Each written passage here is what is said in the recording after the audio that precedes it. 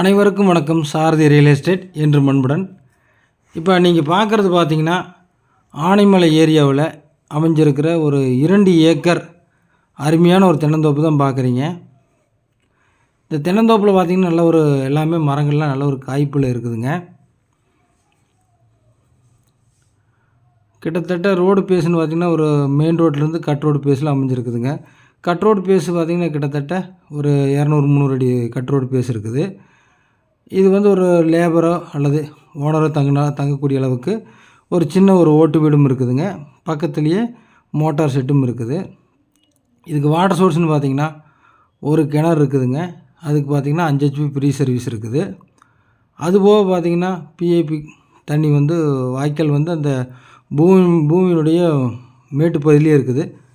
அந்த தண்ணி பார்த்திங்கன்னா உங்களுக்கு பிஐபி தண்ணி கிடைக்கக்கூடிய பூமியாக அமைஞ்சிருக்குதுங்க. பூமிக்குள்ளே பார்த்திங்கன்னா 2-3 பலா மரங்கள் வச்சுருக்குறாங்க. அந்த பலா மரங்களும் பார்த்திங்கன்னா நல்ல ஒரு காய்ப்பு திறனில் இருக்குதுங்க. நல்ல ஒரு சுவையுடன் கூடிய பலா மரங்களும் இருக்குது இந்த பூமியில். மரங்களுக்கெல்லாம் வயசு பார்த்திங்கன்னா தென்னை மரங்களுக்கு ஒரு 15 வயசு இருக்குங்க. அந்த ஸ்டேஜில் தான் இந்த பூமி பார்க்குறீங்க. நம்ம வாங்குறவங்க வீடு கட்டி குடியிருந்தாலும் நல்ல ஒரு பாதுகாப்புக்கு அக்கம் பக்கமெல்லாம் பார்த்திங்கன்னா உங்களுக்கு வந்து வீடுகளும் அமைஞ்சிருக்குதுங்க. அந்த பாதுகாப்புக்கும் எந்தவித பிரச்சனையும் இல்லை. நல்ல வடசிறு பூமியாக அமைஞ்சிருக்குதுங்க. உங்களுக்கு கிணறு பார்த்திங்கன்னா மேல் கிணறாகவே அமைஞ்சிருக்குதுங்க. இன்னும் ஆழந்தோடனே இன்னும் வந்து நம்ம தண்ணி எடுத்துக்கலாம். ஆனாலும் மேல் கிணறாகவே அமைஞ்சிருக்குதுங்க. நல்ல ஒரு செம்மண் பூமியாக அமைஞ்சிருக்குது. இது எங்கே லொக்கேட் ஆகிருக்குன்னு பார்த்திங்கன்னா பொள்ளாச்சியிலேருந்து வர்றவங்களுக்கு ஆனைமலைங்க. ஆனைமலையிலேருந்து ஜஸ்ட் ஒரு 4 கிலோமீட்டர் வந்தால் இந்த பூமிக்கே நேராக வந்துடலாங்க. அந்தளவுக்கு ஆனைமலைக்கு ரொம்ப பக்கமாகவே அமைஞ்சிருக்குதுங்க.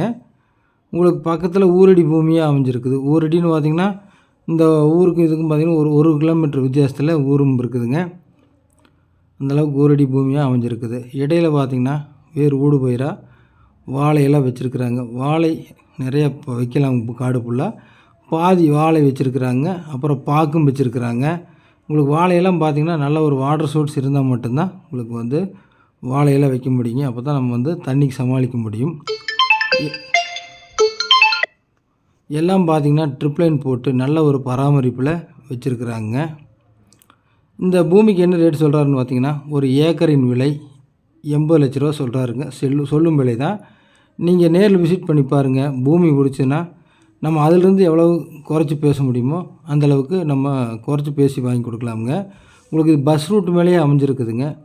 பஸ் ரூட் இறங்கினா காடு பார்த்திங்கன்னா ஒரு 500 மீட்டரும் கூட இருக்காதுங்க. ஒரு 300 மீட்டர்லேயே காடு இருக்குது. நம்ம காடு மெயின் ரோட்லேருந்து ஜஸ்ட் ஒரு 300 மீட்டர்லேயே இந்த காடு வந்துருக்குதுங்க. பூமி பிடிச்சவங்க ஸ்க்ரீனில் நம்பருக்கு